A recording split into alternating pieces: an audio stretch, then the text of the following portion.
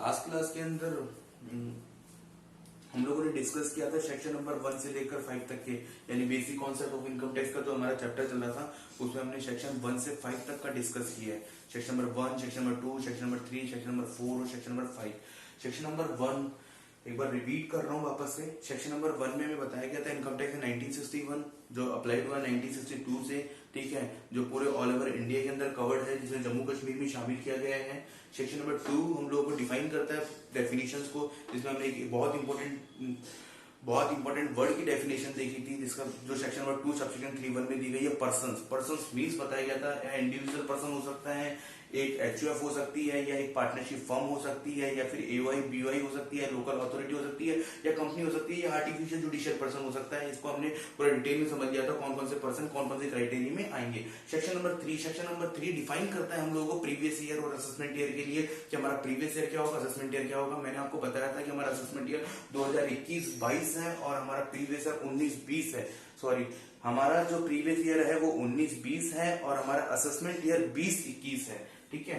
उसके बाद भी मैंने आप लोगों को बताया था सेक्शन नंबर 4 हमें बताता है charging section of income tax, जो हमें बताता है कि हमें इनकम टैक्स कैसे चार्ज करना है। मैंने आपको बताया था इनकम टैक्स चार्ज करने के लिए हमें 5 हेड की इनकम को इंक्लूड करना पड़ेगा, सैलरी हेड की इनकम, हाउस प्रॉपर्टी की इनकम और बीसीबीबी की इनकम, कैपिटल गेन और अदर सोर्स। ये पांचों हेड की इनकम को हम लोग क्या करेंगे, ऐड करेंगे, उसमें क्लबिंग करेंगे। अगर हमें किसी इनकम को क्लब करना है तो उसमें से हम क्या करेंगे, set of and carry forward losses को क्या करेंगे, लेस करेंगे। फिर हमारी वो क्या है, ग्रोस टोटल इनकम आएगी, उस ग्रोस टोटल इनकम में से हम डिडक्शन लेंगे। सेक्शन 80C से लेकर 80U तक की हमें ऑल डिडक्शंस मिलेगी। वो डिडक्शन लेने के बाद हमारी टोटल इनकम आएगी। उस टोटल इनकम पे हमें टैक्स इंपोज करना है। वो टैक्स हम लोग कैसे कैलकुलेट करेंगे, उस टोटल इनकम पे हम हमारी स्लैब के हिसाब से टैक्स कैलकुलेट करेंगे। फिर उसके अंदर हम लोगों को क्या करना है, टैक्स कैलकुलेट करने के बाद उसमें ऐड करना है।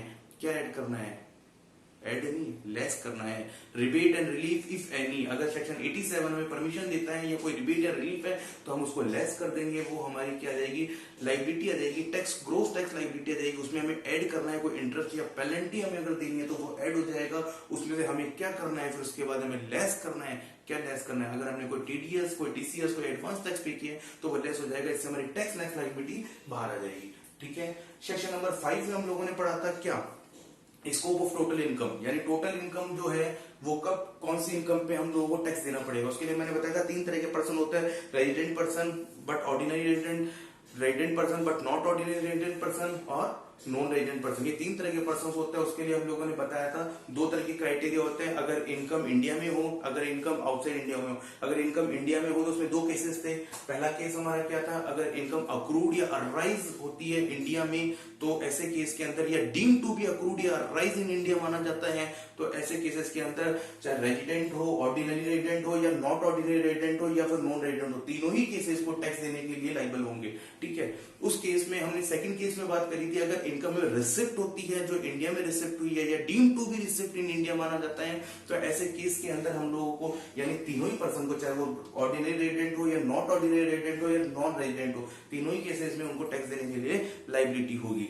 उसके बाद में हम लोगों ने बात करा था आउटसाइड इंडिया। अगर आउटसाइड इंडिया की बात करते हैं तो आउटसाइड इंडिया में हमें ये कहा गया था कोई भी इनकम अराइज या अक्रूड होती है outside India, but business is controlled, business and profession is controlled and setup outside in India, business and profession control और सेटअप इन इंडिया, देन कौन कौन टैक्स देने के लिए लाइबल होगा। उस केस के अंदर ऑर्डिनरी रेजिडेंट और नॉट ऑर्डिनरी रेजिडेंट दोनों टैक्स देने के लिए लाइबल होंगे, बट एनआर मतलब नॉन रेजिडेंट वो टैक्स देने के लिए लाइबल नहीं होगा। इन एनी अदर केस, अगर अदर केस के अंदर अगर हमें सैलरी से कोई इनकम होती है, फिर कैपिटल गेन की इनकम होती है, हाउस प्रॉपर्टी की इनकम होती है, फिर अदर सोर्स की कोई इनकम होती है जो हमें कहां से हो रही है, आउटसाइड इंडिया हो रही है, या फिर बीसीबीबी की कोई इनकम होती है जिसका बिजनेस एंड प्रोफेशन जो सेटअप इंडिया में नहीं है या कंट्रोल नहीं है इंडिया में, ऐसे केस में अगर हमें इनकम होती है तो उस केस के अंदर केवल रेजिडेंट पर्सन ही टैक्स देने के लिए लाइबल होगा, जो ऑर्डिनरी होगा, ठीक है। Not ordinary resident person tax देने के लिए लाइबल नहीं है और इसी तरह से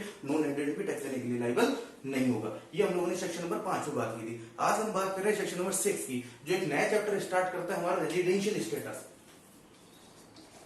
रेजिडेंशियल स्टेटस सेक्शन नंबर 6 मैंने आप लोगों को बताया था कि हमारा जो टैक्स है वो सिटीजन बेसिस पे नहीं लगता, यानी हमारा इंडियन एक्ट 1961 जो चल रहा है वो सिटीजन बेसिस पे इंपोज नहीं किया जाता, वो इंपोज किया जाता है रेजिडेंशियल बेसिस पर। ठीक है, इसका मतलब होता है निवासी स्थिति, हिंदी में इसको बोलते हैं निवासी स्थिति। इसमें मैंने आप लोगों को बताया था कि 3 तरह के लोग होते हैं, कितने तरह के, 3 क्राइटेरिया में, पर्सन को 3 क्राइटेरिया में डिवाइड किया गया है। एक पहला रेजिडेंट बट ऑर्डिनरी रेजिडेंट, दूसरा resident but not ordinary resident, तीसरा नॉन रेजिडेंट। इस तरह से पर्सन को 3 क्राइटेरिया में डिवाइड किया गया है। ठीक है, हम बात करते हैं, अगर हम लोगों को पर्सन की स्थिति जाननी है, उनके रेजिडेंशियल स्टेटस को जानना है, तो हमें ये पता होना चाहिए कि पर्सन कौन कौन होते हैं। हम लोगों ने सेक्शन 2 सबसेक्शन 3(1) में पढ़ लिया था पर्सन। पर्सन कितने तरह के होते हैं, 7 तरह के पर्सन होते हैं। हम उनकी बात कर लेते हैं पर्सन की, कि कौन सा पर्सन कब रेजिडेंट माना जाएगा, कब नॉट ऑर्डिनरी रेजिडेंट माना जाएगा, कब नॉन रेजिडेंट माना जाएगा। हम पहली बात कर रहे हैं सबसे पहले इंडिविजुअल की। इंडिविजुअल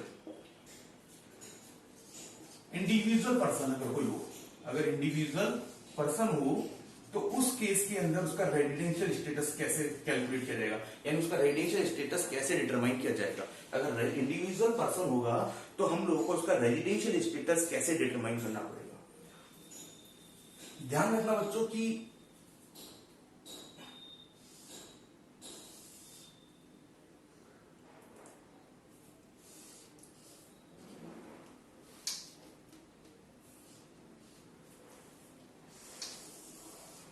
दो तरह के लोग होंगे, एक तो होगा इंडिविजुअल, या तो होगा रेजिडेंट, या तो कोई इंडिविजुअल पर्सन होगा रेजिडेंट, या कोई इंडिविजुअल पर्सन होगा नॉन रेजिडेंट।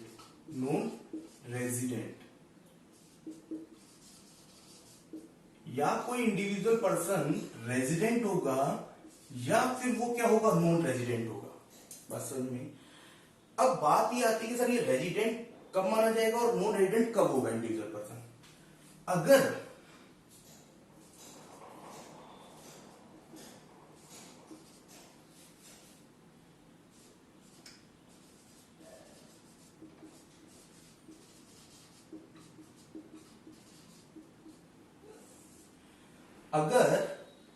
हमारी 2 बेसिक कंडीशंस है, कितनी बेसिक कंडीशंस है, 2। अगर इन दोनों बेसिक कंडीशंस में से कोई एक भी कंडीशन फुलफिल करता है, अगर हमारा इंडिविजुअल पर्सन हमारी 2 बेसिक कंडीशंस है, इन दोनों बेसिक कंडीशन में से कोई एक भी कंडीशन फुलफिल करता है, तो वो रेजिडेंट पर्सन होगा। वो कौन सा पर्सन होगा, रेजिडेंट पर्सन होगा। अदरवाइज अगर मान लो इन्होंने इन दोनों बेसिक कंडीशन में से वो कोई एक भी कंडीशन फुलफिल करता है, कोई एक भी,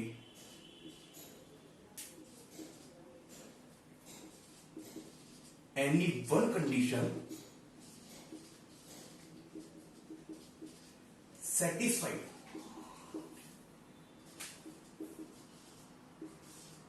एक भी कंडीशन फुलफिल करता है तो वो क्या माना जाएगा, रेजिडेंट पर्सन माना जाएगा। अगर एनी वन कंडीशन सेटिस्फाइड तो वो क्या माना जाएगा, रेजिडेंट पर्सन माना जाएगा फुलफिल करने के केस में। लेकिन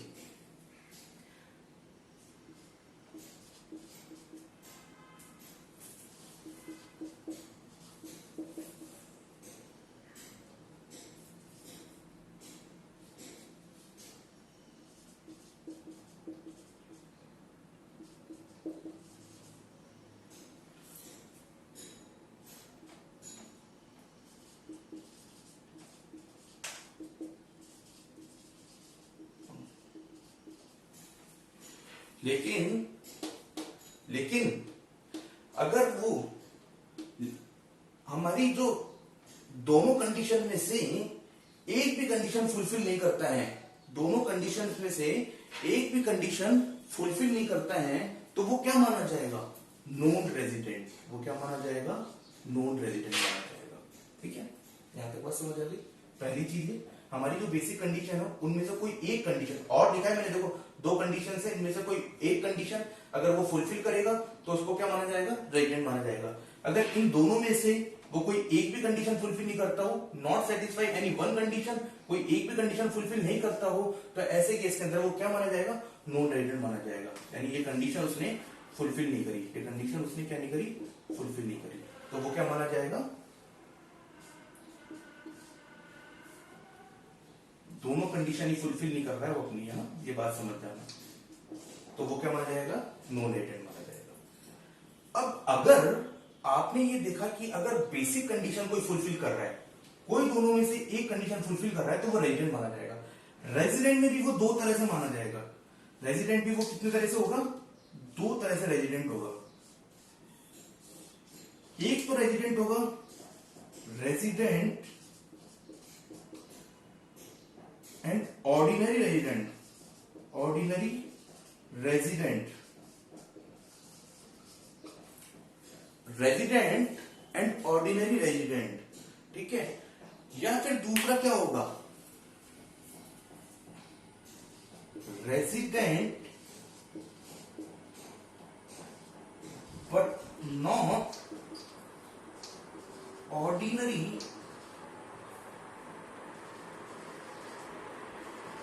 रेजिडेंट, ठीक है। अब बोलिए sir resident and ordinary resident और resident but not ordinary resident, इन दोनों चीजों को हम जज कैसे करेंगे कि कौन सा person resident and ordinary resident माना जाएगा और कौन सा person resident but not ordinary resident माना जाएगा। उसके लिए सीधी सी बात है, यहां लिखा हूं बच्चों आगे ऊपर देखो। इसके लिए बोला गया है कि अगर किसी भी पर्सन को रेजिडेंट एंड ऑर्डिनरी रेजिडेंट मानना है, अगर किसी भी पर्सन को रेजिडेंट एंड ऑर्डिनरी मानना है, तो ऐसे केस के अंदर दो कंडीशंस है। कंडीशंस पहली, first and two, first and two, ठीक है। दोनों कंडीशन क्या करना जरूरी है, फुलफिल करना जरूरी है। फुलफिल यानी सेटिस्फाई की जाएगी, सेटिस्फाइड की जाएगी। इन केस अगर दोनों में से कोई एक भी कंडीशन सेटिस्फाई नहीं होती, दोनों में से कोई एक भी कंडीशन सेटिस्फाई नहीं होती या दोनों ही कंडीशन सेटिस्फाई नहीं होती, तो वो कौन सा रेजिडेंट होगा, resident but not ordinary resident. वापस बोल रहा हूं, अगर कोई भी इंडिविजुअल पर्सन है तो वो दो तरह के क्राइटेरिया में जाता है, तो रेजिडेंट होगा या नॉन रेजिडेंट होगा। रेजिडेंट या नॉन रेजिडेंट का डिसीजन कैसे लेंगे हम, सबसे पहले उसके डिसीजन के लिए हमारी बेसिक कंडीशंस है, हमारी दो बेसिक कंडीशंस होगी। उन दोनों बेसिक कंडीशन में से कोई एक कंडीशन अगर फुलफिल हो जाती है हमारी, तो ऐसे केस में वो रेजिडेंट होगा। अदरवाइज अगर दोनों में से कोई एक भी कंडीशन फुलफिल नहीं होती, तो वो नॉन रेजिडेंट में चला गया, किनारे हटा दिया उसको, नॉन रेजिडेंट चला गया। अगर लेकिन किसी ने एक भी कंडीशन फुलफिल कर दी तो वो रेजिडेंट बनेगा। जैसे वो रेजिडेंट बनता है तो उसके केस में वो दो तरह का रेजिडेंट बन सकता है। कौन सा, रेजिडेंट एंड ऑर्डिनरी रेजिडेंट। फिर हमें ये देखना है कि रेजिडेंट है, रेजिडेंट और ऑर्डिनरी रेजिडेंट है या फिर resident but not ordinary resident है, ये हमें देखना है। उस केस में ये जजमेंट लेने के लिए हमें देखना पड़ेगा इसकी दो कंडीशंस और है। फिर हमें ये देखना पड़ेगा दोनों कंडीशन, दोनों ही कंडीशन, देखो मैंने यहाँ और लगाया या एंड लगाया, यहाँ तो दोनों में से एक करनी है या दोनों कंडीशन फुलफिल करना जरूरी है। अगर वो हमारी दोनों कंडीशन फुलफिल करेगा इंडिविजुअल पर्सन, तो वो रेजिडेंट एंड ऑर्डिनरी रेजिडेंट कहलाएगा। अदरवाइज अगर वो दोनों में से कोई एक भी कंडीशन फुलफिल नहीं करता है, तो resident but not ordinary resident में जाएगा, ठीक है। या दोनों ही कंडीशन फुलफिल नहीं करता है, तो वो किसमें जाएगा, resident but not ordinary resident. अब अगर मैं तुम्हें ये बता दूं कि साहब ये दोनों कंडीशन तो क्या है और ये दोनों कंडीशन क्या है, तो अपने आप समझ में आ जाएगी कि रेजिडेंट कौन है, नॉन रेजिडेंट कौन है, रेजिडेंट बट ऑर्डिनरी रेजिडेंट कौन है और resident but not ordinary resident कौन है। ये कंडीशन देख लेते हैं। बेसिक कंडीशन क्या है हमारी, बेसिक कंडीशन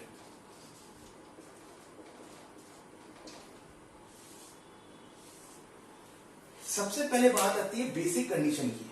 आज एक बात बताऊं, कौन से फाइनेंशियल ईयर, कौन से प्रीवियस ईयर की बात कर रहे हैं हम, बात कर रहे हैं प्रीवियस ईयर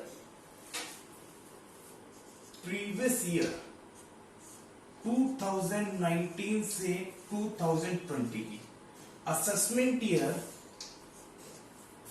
2020 से 2021, ठीक है। तो हम लोगों को अगर किसी की मतलब हम लोगों को किसी का रेजिडेंशियल स्टेटस चेक करना हो, तो कौन से ईयर का रेजिडेंशियल स्टेटस देखेंगे, असेसमेंट ईयर का या प्रीवियस ईयर का?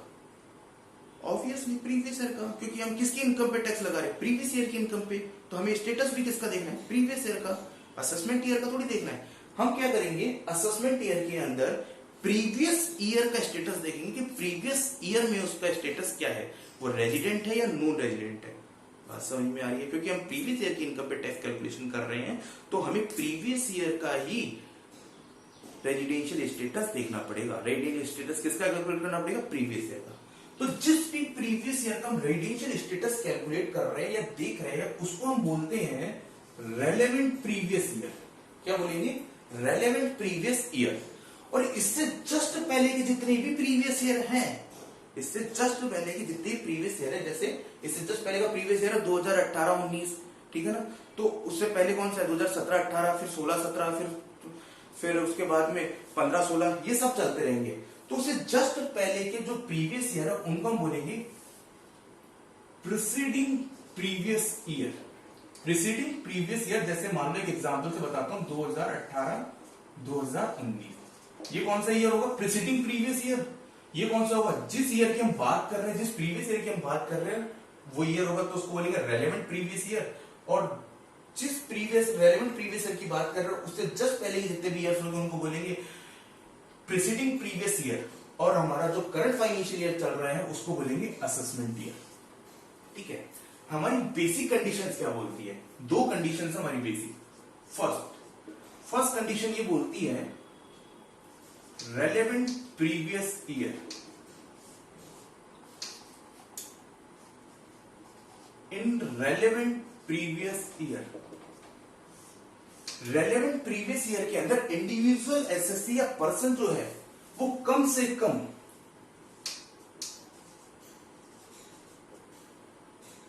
180 डेज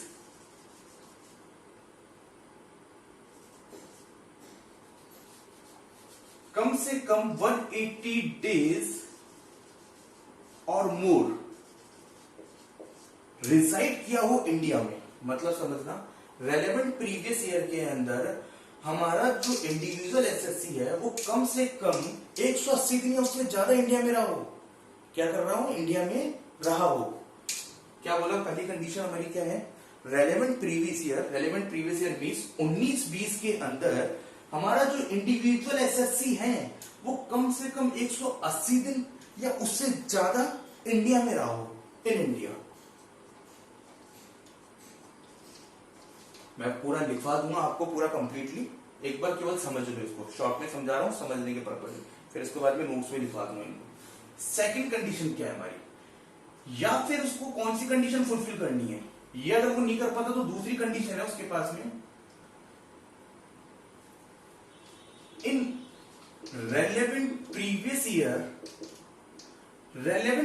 ईयर में वो 60 दिन 60 डेज और मोर 60 दिन या उससे ज्यादा कहीं में रहा हो, इंडिया में रहा हो। क्या? इन रेलेवेंट प्रीवियस ईयर में, यानी 2019-20 में इंडिविजुअल पर्सन 60 दिन या उससे ज्यादा इंडिया में रहा हो। एंड, और नहीं लगा रहा बेटा, ध्यान रखना, एंड उसके साथ में उसको और कौन सी कंडीशन फुलफिल करनी है? साथ में उसको क्या करना है? Preceding previous year, four preceding previous year में 365 दिन और मोर। वापस समझना क्या चाह रहा हूं। पहली कंडीशन बोला कि रेलेवेंट प्रीवियस ईयर में 180 दिन या उससे ज्यादा इंडिया में रहो, पहली कंडीशन ये है। दूसरी कंडीशन क्या बोला कि दूसरी कंडीशन में दो सिचुएशंस है। पहली सिचुएशन ये है कि रेलेवेंट प्रीवियस ईयर के अंदर वो 60 दिन या उससे ज्यादा रहा हो, और साथ में उसके साथ में क्या होना चाहिए? जो रेलेवेंट प्रीवियस ईयर उससे जस्ट पहले के जो प्रीसीडिंग 4 साल है, प्रीसीडिंग प्रीवियस ईयर है, उन 4 सालों में वो 365 दिन इंडिया में रहा हो।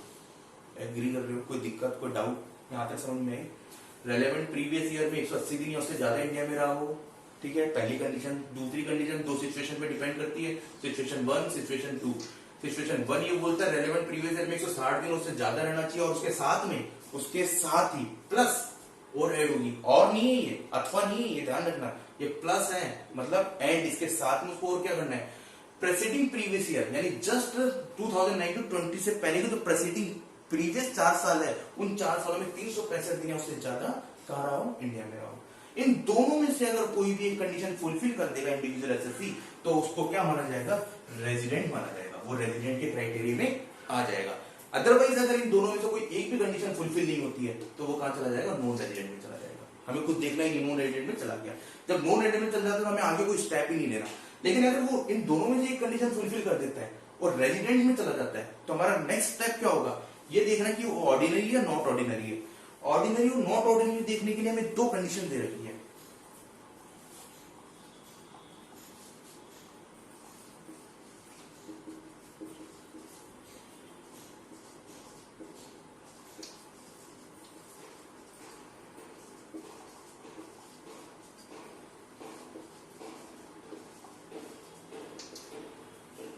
ऑर्डिनरी और नॉट ऑर्डिनरी जजमेंट करने के लिए हमें दो कंडीशन दे रखी है। कंडीशन 1 ये क्या बोलता है, कंडीशन ये 1 ये बोलता है कि रेलेवेंट प्रीवियस ईयर से जस्ट पहले, रेलेवेंट प्रीवियस ईयर से जस्ट पहले, यानी मतलब प्रीसीडिंग प्रीवियस ईयर। कौन से ईयर, प्रीसीडिंग प्रीवियस, उनको प्रीसीडिंग प्रीवियस ईयर ही तो बोलते हैं। 7 सालों में यानी 7 प्रीसीडिंग प्रीवियस ईयर में 730 दिन या उससे ज्यादा इंडिया में रहो। बात समझ में आई है, क्या बोला मैंने, 7 प्रीसीडिंग प्रीवियस ईयर यानी 19-20 हमारा रेलेवेंट प्रीवियस ईयर है, उससे जस्ट पहले की तो 7 साल है, उस 7 सालों में वो 730 दिन या उससे ज्यादा इंडिया में रहो, पहली कंडीशन। सेकंड कंडीशन ये है कि 10 preceding previous year, relevant previous year से जस्ट पहले के 10 सालों में वो किसी भी 2 साल के लिए, एनी 2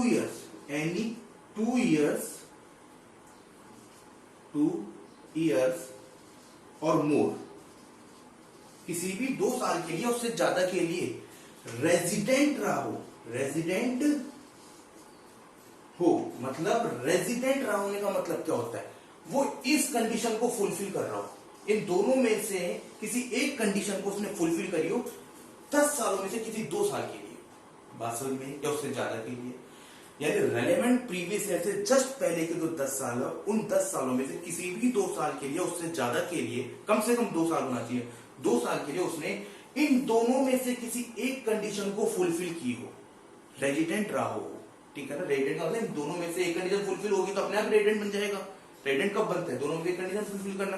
तो इन दोनों में से कोई एक कंडीशन फुलफिल करेगा तो वो रेजिडेंट रहा हो, तो ये हमारी दूसरी कंडीशन है। Both are satisfied for resident and ordinary resident. अगर कोई भी पर्सन दोनों कंडीशन को सेटिस्फाई करता है, दोनों को, तब उसको रेजिडेंट एंड ऑर्डिनरी रेजिडेंट बोलेंगे। अदरवाइज वो किसमें जाएगा, resident but not ordinary resident. अच्छा एक बात बताओ, अगर किसी ने एक कंडीशन सेटिस्फाई कर दी, दूसरी नहीं कर पाया तो क्या करेंगे। अगर किसी ने एक कर दी तब भी वो क्या होगा, resident but not ordinary resident होगा। रेजिडेंट बट ऑर्डिनरी रेजिडेंट के लिए दोनों कंडीशन सेटिस्फाई होना जरूरी है। मैंने तभी लिखा है 1 और 2, इसका मतलब है बोथ कंडीशन आर सेटिस्फाइड। दोनों कंडीशन में सेटिस्फाई करनी, कोई एक कंडीशन से काम नहीं चलेगा। या तो बोथ कंडीशन आर सेटिस्फाइड, या फिर अगर मान लो किसी भी एक कंडीशन को उन्होंने सेटिस्फाई नहीं किया या दोनों को नहीं किया तो वो रेजिडेंट में जाएगा। दोनों ही केस में ऑर्डिनरी रेजिडेंट नहीं होगा, वो resident but not ordinary resident माना जाएगा। यहां तक बात समझ आ गई, आगे चले। ठीक है, अब इसमें एक एक्सेप्शन है, वो अभी बता देता हूं तुम लोगों को एक्सेप्शन क्या है। मैंने आप लोगों को कंडीशन बताई, बेसिक कंडीशन ये 2 होती है।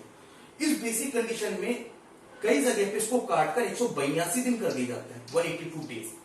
वो कौन सी जगह है, 3 केसेस में लिख नहीं रहा, 3 केसेस में है। कौन कौन से 3 केसेस हैं। फर्स्ट, अगर कोई इंडिविजुअल है, मान लिया इंडिविजुअल है, इंडियन सिटीजन है, बिल्कुल मान लिया, अगर वो एम्प्लॉयमेंट के पर्पज से इंडिया छोड़कर बाहर चला जाता है तो ऐसे केस के अंदर उस पर्सन की जब रेजिडेंशियल स्टेटस की कैलकुलेशन की जाएगी तो यहां 60 डेज नहीं लिया जाएगा, 182 डेज से की जाएगी। बस समझ में आ गई। या फिर दूसरे केस में कोई इंडिविजुअल है, इंडियन सिटीजनशिप, मतलब कोई इंडिविजुअल है, इंडियन सिटीजन है, ठीक है, और वो इंडियन शिपिंग का क्रू मेंबर है, इंडियन शिपिंग का यानी समुद्री जहाजी का जो है क्रू मेंबर है, चालक दल के रूप में सदस्य बना हुआ है, तो उस केस में भी उसका जब रेजिडेंशियल स्टेटस कैलकुलेट किया जाएगा तो उस केस में 60 डेज की जगह 182 डेज से कैलकुलेशन की जाएगी। ठीक है, 2 चीज समझ आ गई। तीसरे केस में अगर कोई इंडिविजुअल है, इंडियन सिटीजन है, इंडियन सिटीजन है और मतलब या इंडियन ओरिजिनल है जो विदेश से इंडिया में यानी फॉरेन से इंडिया में विजिट के पर्पज से आया है, तो ऐसे केस में उसकी जब रेजिडेंशियल स्टेटस की कैलकुलेशन की जाएगी तो 60 डेज की जगह 182 डेज से कैलकुलेशन की जाएगी। वापस बोल रहा हूं एक बार, इंडिविजुअल के केस में दो रेजिडेंट और नॉन रेजिडेंट के लिए दो कंडीशन फुलफिल करना जरूरी है। दोनों में से कोई भी एक कंडीशन फुलफिल हो जाए, दो में कौन सी कंडीशन है, या तो रेलेवेंट प्रीवियस ईयर में 180 दिन या उससे ज्यादा इंडिया में रहा हो, या फिर रेलेवेंट प्रीवियस ईयर में 60 दिन या उससे ज्यादा, लेकिन प्रेसिडिंग प्रीवियस ईयर, कौन से प्रेसिडिंग प्रीवियस ईयर में, 4 प्रेसिडिंग प्रीवियस ईयर में 365 दिन या उससे ज्यादा इंडिया में रहा हो। इन दोनों में से कोई भी एक कंडीशन फुलफिल करता है तो वो रेजिडेंट माना जाएगा, अदरवाइज अगर वो कोई भी कंडीशन फुलफिल नहीं करेगा तो वो नॉन रेजिडेंट माना जाएगा, खत्म। अगर वो रेजिडेंट होता है तो दो चीजें देखनी होती है, रेजिडेंट एंड ऑर्डिनरी रेजिडेंट या resident but not ordinary resident. Resident ordinary resident के लिए दो कंडीशन है, दोनों condition both condition are satisfied, दोनों कंडीशन सेटिस्फाई होना जरूरी है। वो कंडीशन क्या है, प्रेसिडिंग प्रीवियस ईयर यानी 7 प्रेसिडिंग प्रीवियस ईयर में 730 दिन या उससे ज्यादा इंडिया में रहा हो, या फिर दूसरी कंडीशन साथ में और क्या है इसके प्लस प्रेसिडिंग प्रीवियस ईयर यानी 10 प्रेसिडिंग प्रीवियस ईयर में किसी भी 2 साल में वो रेजिडेंट रहा हो। रेजिडेंट रहने का मतलब इन दोनों में से कोई एक कंडीशन फुलफिल करी उसने तभी वो रेजिडेंट बनेगा, तो किसी भी एक साल में वो रेजिडेंट रहा हो, यानी प्रेसिडिंग 10 प्रेसिडिंग प्रीवियस ईयर में वो अगर रेजिडेंट रहा हो, ये दोनों कंडीशन अगर फुलफिल करेगा तो उसको रेजिडेंट ऑर्डिनरी रेजिडेंट कहेंगे, अदरवाइज वो resident but not ordinary resident कहलाएगा। एक्सेप्शन, एक एक्सेप्शन है जिसके अंदर 60 दिन से 182 दिन से कैलकुलेशन करेंगे 3 केसेस में। पहला केस कौन सा है, फर्स्ट केस, कोई इंडिविजुअल है, इंडियन सिटीजन है, ठीक है, लेकिन एम्प्लॉयमेंट के पर्पज से फॉरेन चला गया है, ठीक है, जिसके आने की कोई संभावना नहीं है, तो उसकी कैलकुलेशन हमें 182 से करनी है। या फिर कोई इंडियन सिटीजन है, ठीक है, इंडिविजुअल है, ठीक है, वो हमारे इंडियन शिपिंग का क्रू मेंबर बन गया है, तो ऐसे केस में उसकी अगर कैलकुलेशन करेंगे तो 182 डेज से करेंगे। या फिर कोई इंडियन सिटीजन है या इंडियन ओरिजिनल का पर्सन है जो इंडियन ओरिजिनल है या इंडियन सिटीजन है जो फॉरेन से इंडिया में विजिट के पर्पज से आया है, तो उसकी कैलकुलेशन में 182 डेज से कैलकुलेशन करेंगे। दैट्स इट, समझ में आई ये चीज। नेक्स्ट चले आगे देखो,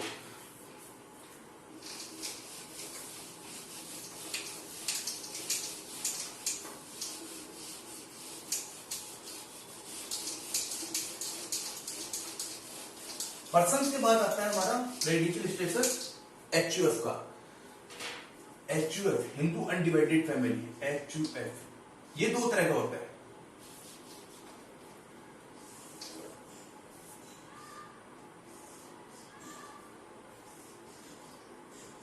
रेजिडेंट, नॉन रेजिडेंट, ठीक है।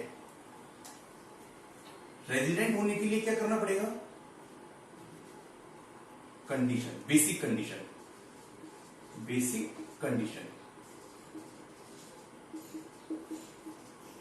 सेटिस्फाई करनी पड़ेगी, ठीक है। अगर रेजिडेंट बेसिक कंडीशन सेटिस्फाई होती है, ये अगर सेटिस्फाई होती है तो वो रेजिडेंट क्राइटेरिया में आ जाएगा, और अगर ये सेटिस्फाई नहीं होती है तो वो नॉन रेजिडेंट क्राइटेरिया में माना जाएगा। एग्री। अगर बेसिक कंडीशन सेटिस्फाई कर दी गई है हमारी, सेटिस्फाई हो जाती है तो वो रेजिडेंट क्राइटेरिया में आएगा। नॉट सेटिस्फाइड तो ऐसे केस में ये कौन से क्राइटेरिया में आएगा, नॉन रेजिडेंट के क्राइटेरिया। बेसिक कंडीशन क्या है हमारी, 100% और लिखा है मैंने, या पार्ट ऑफ अफेयर्स, 100% और part of affairs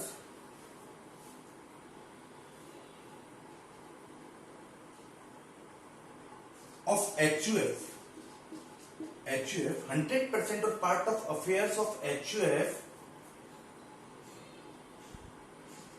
are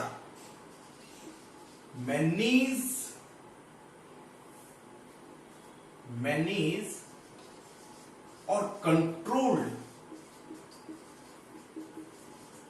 from India। क्या बोला मैंने, 100% और part of affairs of HUF are manage और कंट्रोल्ड फ्रॉम इंडिया। मतलब जो भी उनका काम है, एचयूएफ का जो भी काम है, अफेयर्स मतलब उनका जो कार्य है, वो पूरा 100% या तो इंडिया से मैनेज होता है या पूरा कंट्रोल होता है, या फिर उसका कुछ part, some part of affairs, उसका कोई भी पार्ट है उस काम का, वो अगर मैनेज होता है या कंट्रोल होता है इंडिया से, तो उस केस के अंदर वो रेजिडेंट माना जाएगा। एचयूएफ क्या माना जाएगा? ये एचयूएफ पर्सन रेजिडेंट माना जाएगा। ठीक है। नॉन रेजिडेंट के लिए क्या बोला? अगर इसको समझे इजीली नॉन रेजिडेंट को, तो कैसे बोल सकते हैं? 100% affairs of HUF are not manage and controlled from India. यानी इजीली समझने के लिए क्या बोल सकते हैं हम? ये बोल सकते हैं एचयूएफ रेजिडेंट कब होगा? जब एचयूएफ का जो भी बिजनेस, जो भी कार्य है, वो 100% या उसका कुछ पार्ट है ना इंडिया से मैनेज या कंट्रोल होता है, वो रेजिडेंट माना जाएगा। अदरवाइज अगर उसका पूरा 100% वर्क की जो है वो कहां से कंट्रोल हो रहा है? From outside India. वो कहां से कंट्रोल हो रहा है? Outside India. ये बोले नॉन रेजिडेंट कौन होगा? अगर कोई भी एचयूएफ जो है उनका जो अफेयर्स यानी जो कार्य है वो 100% पूरा 100% काम जो है वो क्या है? मैनेज या कंट्रोल आउटसाइड इंडिया होता है, पूरा बाहर के बाहर ही कंट्रोल होता है, तो वो नॉन रेजिडेंट में चला जाएगा। लेकिन अगर उसका कुछ पार्ट भी इंडिया में अगर कंट्रोल होता है तो रेजिडेंट माना जाएगा, या पूरा 100% कंट्रोल होता है तो वो रेजिडेंट माना जाएगा। ठीक है। अब जब रेजिडेंट माना जाएगा तो इसमें भी दो चीजें हैं। क्या? Resident but ordinary resident,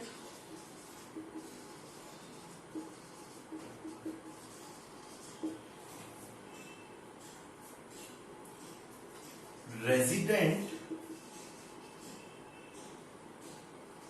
but not ordinary resident.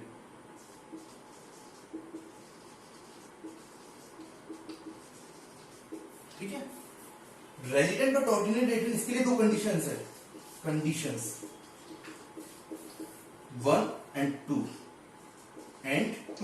दोनों कंडीशन फुलफिल होना जरूरी है।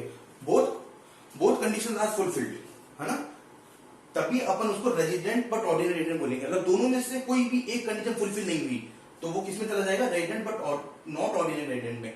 या फिर दोनों ही कंडीशन फुलफिल नहीं हुई तो किसमें चला जाएगा? Resident but not ordinary resident. यानी हमारी जब दोनों कंडीशन फुलफिल होगी तभी हम रेजिडेंट बट ऑर्डिनरी रेजिडेंट बोलेंगे, अदरवाइज वो किसमें माना जाएगा? Resident but not ordinary resident में माना जाएगा। यानी पहली कंडीशन क्या है इसकी?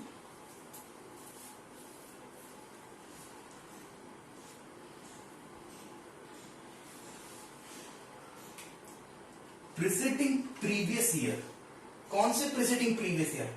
7 प्रीसीडिंग प्रीवियस ईयर में 730 दिन या उससे ज्यादा, सेम है इंडिविजुअल एसएससी में जो थी कंडीशन वही है, 730 दिन या उससे ज्यादा इंडिया में रहा हो, रिसाइड किया हो इंडिया में। या फिर दूसरी कंडीशन क्या है? साथ में दूसरी कंडीशन क्या है? 10 प्रीसीडिंग प्रीवियस ईयर में किसी भी 2 साल के लिए, एनी 2 years के लिए रेजिडेंट रहा हो। रेजिडेंट 2 years और मोर के लिए रेजिडेंट रहा हो। समझ आ रही है मेरी बात? कहना क्या चाह रहा हूं मैं? ये कहना चाह रहा हूं कि भाई रेजिडेंट ऑर्डिनरी रेजिडेंट कब माना जाएगा? तब वो 7 प्रीसीडिंग प्रीवियस ईयर में, यानी 7 जो प्रीसीडिंग प्रीवियस ईयर है उन 7 प्रीसीडिंग प्रीवियस ईयर के अंदर 730 दिन उससे ज्यादा कहां रहा हो? इंडिया में रहा हो। पहली कंडीशन तो ये फुलफिल करेगा। दूसरी कंडीशन क्या फुलफिल करेगा? दूसरी कंडीशन फुलफिल करेगा 10 प्रीसीडिंग प्रीवियस ईयर, यानी 10 पिछले 10 सालों में वो किसी भी 2 साल के लिए रेजिडेंट रहा हो। रेजिडेंट कैसे बनेगा वो 2 साल के लिए? जब ये कंडीशन फुलफिल होगी, ये कंडीशन फुलफिल हो जाएगी हमारी ये वाली, तो वो रेजिडेंट अपने आप है। तो किसी भी 2 साल के लिए ऐसे बोल सकते हैं, किसी भी 2 साल के लिए उसने ये कंडीशन फुलफिल की तो वो रेजिडेंट माना जाएगा। अब बात ये आती है कि सर अब एचयूएफ जो फैमिली है, तो एचयूएफ फैमिली में ऐसा है कि सभी जाएंगे भाई, सभी 730 दिन रहेंगे। एचयूएफ तो पूरा फैमिली होता है, झुंड होता है, बहुत लोग होते हैं, तो क्या सबको 730 दिन रहना है? या सबको 10 साल के लिए, क्या 10 साल में से 2 साल के रेजिडेंट बनना है? नहीं, ये एचयूएफ फैमिली के उस पर्सन पे एप्लीकेबल है जो उसका करता है। ये काम कौन करेगा? करता, जो एचयूएफ फैमिली को चला रहा है उसके ऊपर एप्लीकेबल होगी। उसको देखा जाएगा, उसके हिसाब से कैलकुलेट किया जाएगा, उसको अगर वो 730 दिनों से ज्यादा रहता है और वो 2 साल के लिए रेजिडेंट होता है ना, तो अगर उसने ये कंडीशन फुलफिल कर दी करता है, तो बाय डिफॉल्ट ही एचयूएफ की कंडीशन मान ली जाएगी satisfied. By default he HUF की कंडीशन सेटिस्फाइड मान ली जाएगी और एचयूएफ क्या माना जाएगा, resident but ordinary resident. Otherwise अगर उसने ये दोनों कंडीशन फुलफिल नहीं करी या दोनों में से एक भी कंडीशन फुलफिल नहीं करी, तो वो क्या माना जाएगा, resident but not ordinary resident. समझ में आई यहां तक बात? आगे चले। इसके बाद देखो,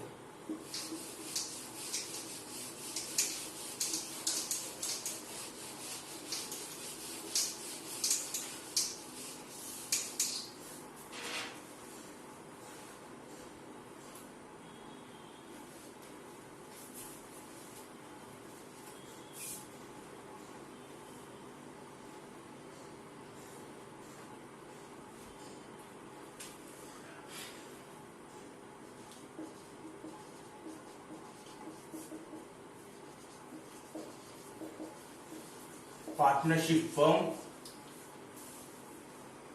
एओपी, बीओआई, लोकल अथॉरिटी या आर्टिफिशियल जुडिशियल पर्सन।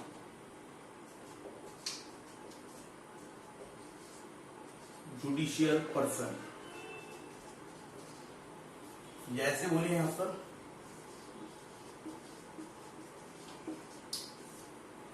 बाकी के जो पर्सन्स बच गए वो कौन कौन बच गए हमारे, देखो इंडिविजुअल हो गया, एचएफ हो गया, अब बचे partnership firm, AOP, BOI, local authority, artificial judicial person और कंपनी।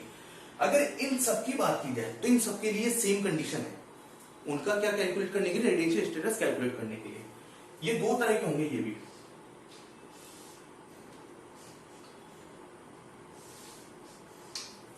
Resident, non resident. ठीक है, इसको रेजिडेंट कैसे बताया जाएगा, कब कहे कि ये रेजिडेंट होगा, सेम कंडीशन है जो एचयूएफ में थी, 100% और some part of affairs, some part of affairs,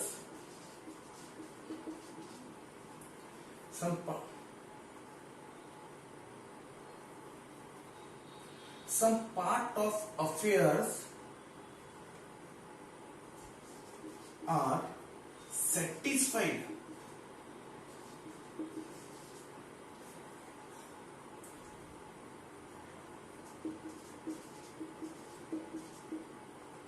ऐसे लिखो, 100% of some part of affairs are controlled or managed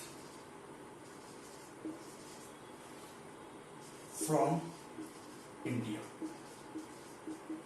क्या बोला मैंने, 100% of some part of affairs are controlled और managed from India। अगर जो पार्टनरशिप फर्म है या यूपी है, बीवाई है, local authority, artificial judicial person, उनका जो काम है, उसका काम का पूरा 100% मैनेज या कंट्रोल कहां से होता है, इंडिया से होता है। या फिर ये बोले कि उसका कुछ पार्ट, उस वर्क का जो कुछ पार्ट है, थोड़ा बहुत भी भाग, अगर मैनेज या कंट्रोल कहां से हो रहा है, इंडिया से हो रहा है, तो वो रेजिडेंट माना जाएगा। ठीक है, नॉन रेजिडेंट की कैलकुलेशन है, complete 100% affairs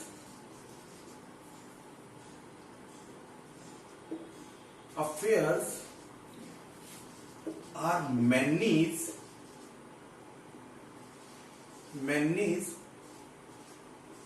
or controlled from outside India। यानी क्या बोला हमने कि अगर जो पार्टनरशिप फॉर्म है, UP, BY, local authority, artificial judicial person है, उनका पूरा 100% जो वर्क है, जो काम है, वो पूरा का पूरा मैनेज या कंट्रोल कहां से होता है, आउटसाइड इंडिया से होता है, इंडिया के बाहर से होता है, तो वो नॉन रेजिडेंट माना जाएगा। सीधी सी बात है, जिसका 100% काम या उसका कुछ पार्ट कहां से, इंडिया से कंट्रोल हो या मैनेज हो, तो वो क्या माना जाएगा, रेजिडेंट माना जाएगा, अदरवाइज वो नॉन रेजिडेंट माना जाएगा। That's it. अब ये बात आती है सर, ये रेजिडेंट तो हो गया, रेजिडेंट अगर माना जाता है तो क्या फिर ordinary resident but not ordinary resident होगा क्या? कंपनी, ये सुंदर बच्चों, partnership firm, AOP, BI, local authority, artificial judicial person के केस में ऑर्डिनरी नॉट ऑर्डिनरी नहीं होता, उसमें केवल दो ही चीज होती है, तो रेजिडेंट होगा या नॉन रेजिडेंट होगा। ऐसा नहीं है कि वो रेजिडेंट होगा तो उस केस के अंदर उसको ऑर्डिनरी रेजिडेंट या बट नॉट ऑर्डिनरी रेजिडेंट की क्राइटेरिया में भेजा जाएगा, वो नहीं होगा। वो केवल दो ही चीजें होगी, है ना। तो हमें बस ये ध्यान रखना है कि रेजिडेंट कब होगा, 100% पार्ट या सम पार्ट ऑफ वर्क या some part of affair are controlled और मैनेज फ्रॉम इंडिया, या फिर कंप्लीट 100% अफेयर आर मैनेज और कंट्रोल फ्रॉम आउटसाइड इंडिया। इस केस के अंदर वो रेजिडेंट और नॉन रेजिडेंट मान जाएगा। कंपनी के केस में क्या बोला, कंपनी के केस में भी बस रेजिडेंट और नॉन रेजिडेंट होता है, ऑर्डिनरी रेजिडेंट और बट नॉट ऑर्डिनरी रेजिडेंट नहीं होता। रेजिडेंट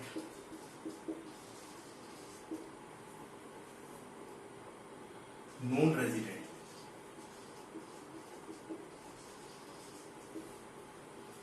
रेजिडेंट कब माना जाएगा, इसके लिए दो कंडीशंस है। फर्स्ट, दोनों में से कोई एक भी कंडीशन फुलफिल कर दी गई तो वो रेजिडेंट माना जाएगा। फर्स्ट और टू, दोनों में से कोई एक भी कंडीशन फुलफिल होती है तो वो रेजिडेंट माना जाएगा। पहली कंडीशन क्या है,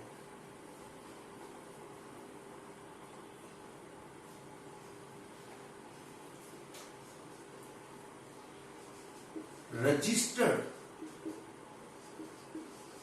इन इंडिया, यानी जिस कंपनी की हम बात कर रहे हैं उस कंपनी का रजिस्ट्रेशन जो है वो इंडिया में हुआ हो, तो फिर सीधी सी बात है वो रेजिडेंट में जाएगा, ठीक है ना, अगर उसने ये कंडीशन फुलफिल कर दी है। या दूसरी क्या है,